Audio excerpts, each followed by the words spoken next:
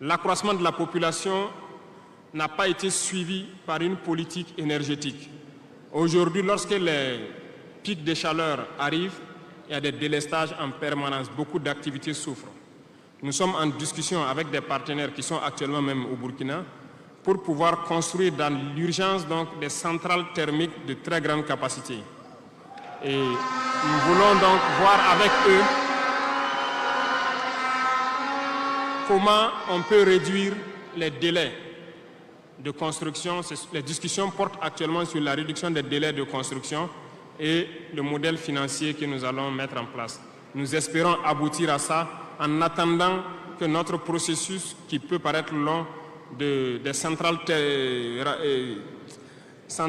nucléaires, puisse donc voir le jour. Sur ce volet aussi, ça se poursuit très bien.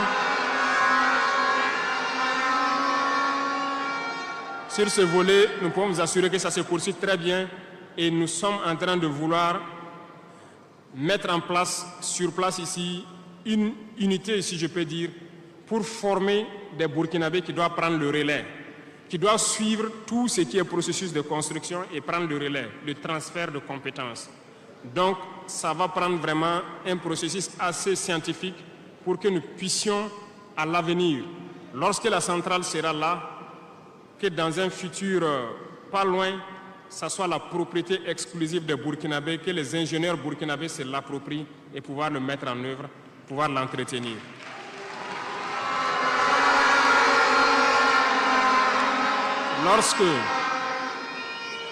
Lorsque les conclusions donc, des discussions qui sont en cours avec les partenaires pour la centrale thermique verront le jour, nous allons vous mettre ça à disposition. Et si nous avons besoin de vous, nous allons vous le dire pour pouvoir mettre en œuvre rapidement ce plan aussi.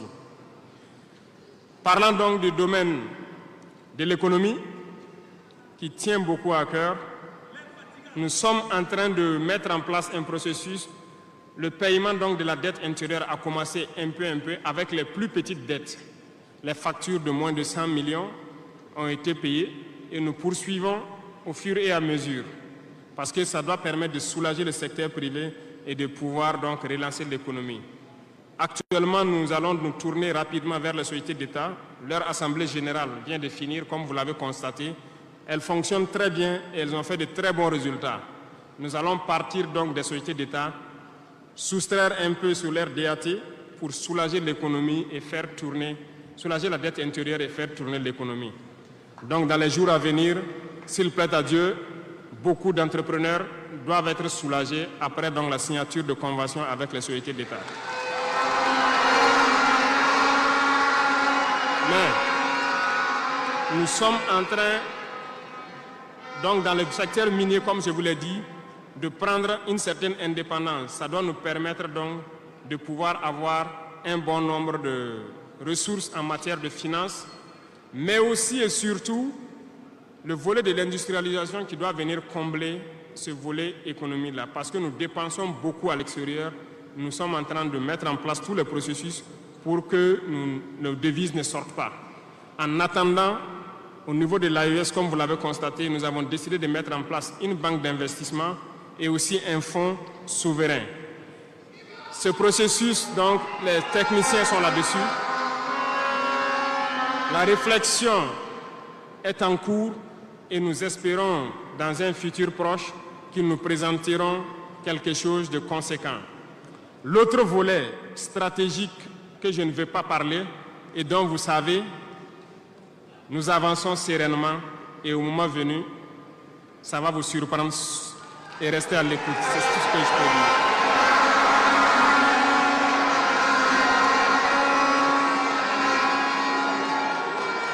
Dans le volet commerce et industrialisation, nous avons aussi posé les diagnostics, comme je vous le disais.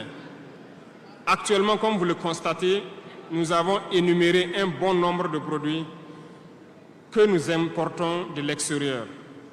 Alors, nous sommes en train d'entamer un processus d'industrialisation. Il faut que nous arrivions à mettre le maximum d'industrie sur place pour transformer nos matières premières et pour pouvoir fabriquer ce que nous consommons. Nous sommes dans ce processus et nous discutons avec beaucoup de partenaires pour avoir le maximum d'industrie sur place. Cela va faire en sorte que nos devises ne sortent pas et que l'économie tourne bien et que aussi nous puissions avoir de l'emploi pour les jeunes. C'est dans ce cadre que nous avons pris certains décrets pour faciliter la création des petites entreprises. Nous avons élagué tout ce qui est taxes durant donc un bon nombre d'années pour que les petites entreprises puissent se créer et vivre. Malheureusement, les petites entreprises se retrouvent confrontées aux besoins de financement. Il faut le dire, au niveau des banques, ça s'avère beaucoup compliqué pour qu'on puisse avoir des financements lorsque vous créez votre entreprise. Nous avons rencontré le monde des banquiers et comme je le disais, nous avons échangé, mais je ne suis pas du tout satisfait parce que le retour qui devait être fait pour que nous les accompagnions pour financer les petites entreprises n'est pas satisfaisant.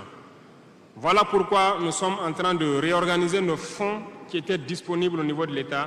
Nous les avons rassemblés en un certain nombre de fonds, tant au niveau de l'agriculture, tant au niveau donc du ministère de l'Emploi, pour pouvoir prochainement ravitailler ces fonds-là et pouvoir permettre aux jeunes qui créent les entreprises d'avoir des crédits et de pouvoir se lancer. Donc, et je profite interpeller donc le monde donc encore des banquiers de revenir avec des propositions parce que nous avons des solutions, mais peut-être pas de bonnes solutions pour eux. Mais il faut qu'ils reviennent un peu pour nous appuyer à pouvoir aider les jeunes à s'en sortir. Le cas échéant,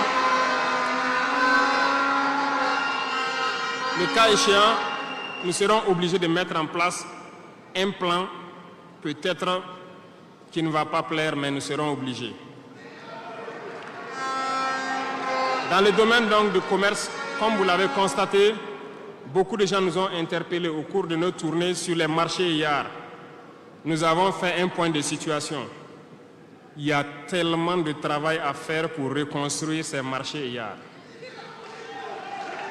Donc, aujourd'hui, quand vous prenez à Ouagadougou, le maire fait des séances de sensibilisation un peu partout, concernant donc un certain nombre de commerçants qui se sont installés de manière anarchique au bord des rues, mais j'ai instruit à ce que ce soit des sensibilisations toujours, en attendant que nous dégageons les espaces pour construire des marchés dignes de ce nom et demander aux gens de venir prendre des boutiques dans ces marchés et maintenant pouvoir libérer les rues pour pouvoir agrandir et assainir notre milieu. Et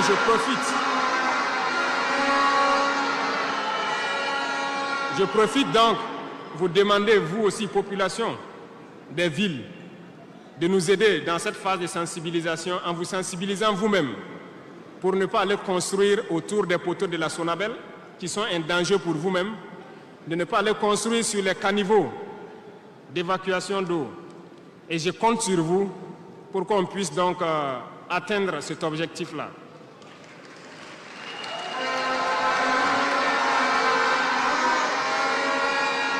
Revenons donc au volet donc de l'emploi, le sport, la jeunesse. Nous sommes en train de faire une réforme. Il y aura un remaniement ministériel dans quelques jours où l'architecture des ministères va changer un peu.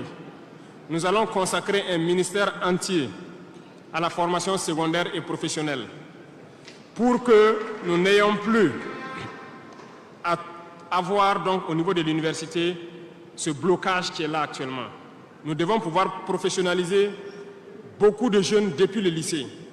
Donc, soit depuis la 4e ou au niveau donc de la seconde, que les gens puissent décider d'aller dans des filières professionnelles et pouvoir s'auto-employer. Donc, un ministère sera consacré uniquement à ça. Parce que le système éducatif, comme je l'ai dit, après diagnostic, vous êtes d'accord avec moi que nous formons très peu d'ingénieurs. Pourtant, une nation qui se développe, l'indice aussi de développement, c'est en termes d'ingénieurs formés. Remontez dans l'histoire et voyez toutes ces grandes nations. Le nombre d'ingénieurs formés par an dans des spécialités pointues compte beaucoup dans le développement. Au Burkina, nous n'en avons pas assez. Voilà pourquoi l'école polytechnique de Ouagadougou, nous voulons la faire évoluer en université polytechnique en y mettant un certain nombre de filières technologiques et en recrutant le maximum d'étudiants qui puissent être formés là-bas et avoir des ingénieurs. C'est bien que nous ayons les filières comme lettres modernes, philosophie, droit, voilà, psychologie, histoire. Beaucoup d'étudiants se retrouvent là-bas contre leur gré. Ce n'est pas forcément ce qu'ils ont choisi, mais ce sont les filières disponibles qui forcément ne donnent pas des opportunités d'emploi. Voilà pourquoi nous avons décidé de valoriser ce secteur donc, de la formation professionnelle et de l'emploi en y consacrant entièrement un ministère. Donc dans les prochains jours, c'est